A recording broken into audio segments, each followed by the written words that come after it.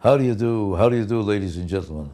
I'm so sorry that I can't be there in person to be at this banquet that is doing this brilliant work of trying to organize as much funding as possible for the museum that they are building right now in Israel, so that to celebrate the work of the settlers who make Aliyah, the people who make Aliyah to Israel, and they become the settlers.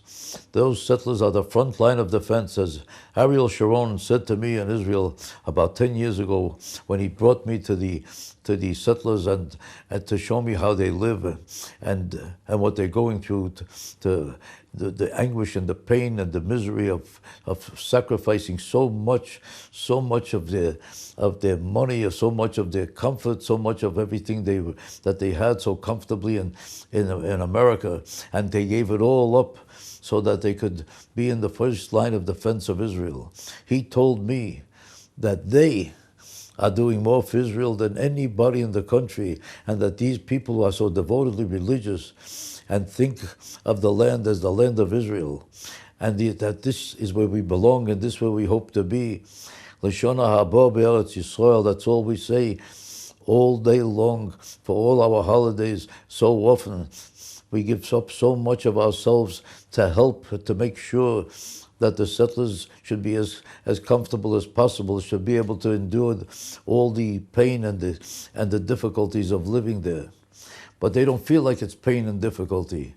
They feel a great pleasure and a great thrill in the sacrifices they make, that they don't even feel of it as a sacrifice, because they are where they feel the Jews should be and where they belong.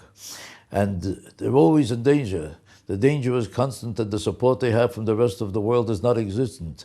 They're not only facing the Arabs, they're facing the obnoxious hate of all the anti-Semites all over Europe, who think of the settlers as the main cause of the problem of the peace in the area. The settlers are anxious to make peace, and Israel is anxious to make peace, but they're always being attacked, and they're always being... Nobody can accept the fact that the Jews even belong there, that Israel has a right to even exist, and the Hamas keeps attacking from different sides and different places.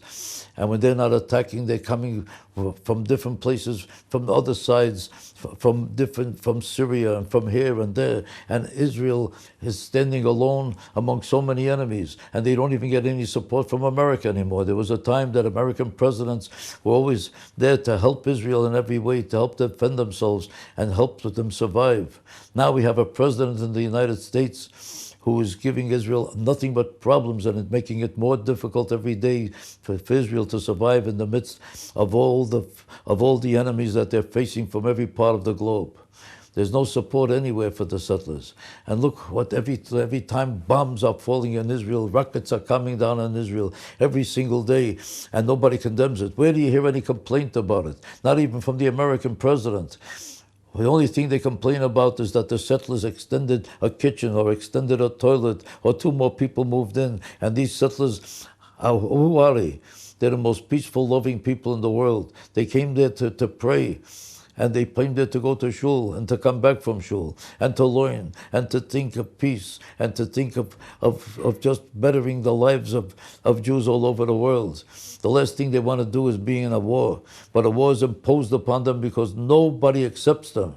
That's why we are building this magnificent edifice, this museum, to commemorate the significance of what we are all doing here, to celebrate the fact that these settlers are our main source of survival, and they are the ones who are protecting us, and they're sacrificing their lives for us, and do everything possible to make sure that Israel exists.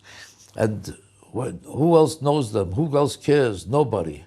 Since Ariel Sharon, who cared so much, and they loved him so much because he fought for them and he wanted them to survive, and he knew how significant and important they were to the meaning and the depth of the misery that they go through in Israel.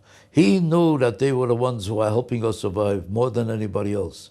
While other people say the religious people and the settlers are a problem, they're not the problem. The problem is the Hamas. The problem is our enemies who are trying to destroy Israel, and it's the settlers who wouldn't allow it. And how could they be a problem if they're living there so peacefully? And why should it even be mentioned as a problem? The problem is that Israel is being bombed every day by people who don't refuse to accept peace and refuse to allow Israel to exist. And the problem that we exist and we minding our own business and just sitting there and praying and learning and studying, this is the problem. A person without a weapon, without a gun, without an attempt to start a fight, just sitting there trying to defend themselves, this guy is a problem. He's a problem just because he exists. Existence is their only problem. And anybody who calls them a problem is an enemy of Israel, and they should be recognized as the enemies of Israel. And they are the ones who are the problem, not the settlers. The settlers are causing no problem to anybody except the people who are trying to destroy the state of Israel. And we should thank God that we have an opportunity now to commemorate and celebrate the settlers by building this museum. This museum costs money. It can't be built without money. That's why we have this great occasion here tonight.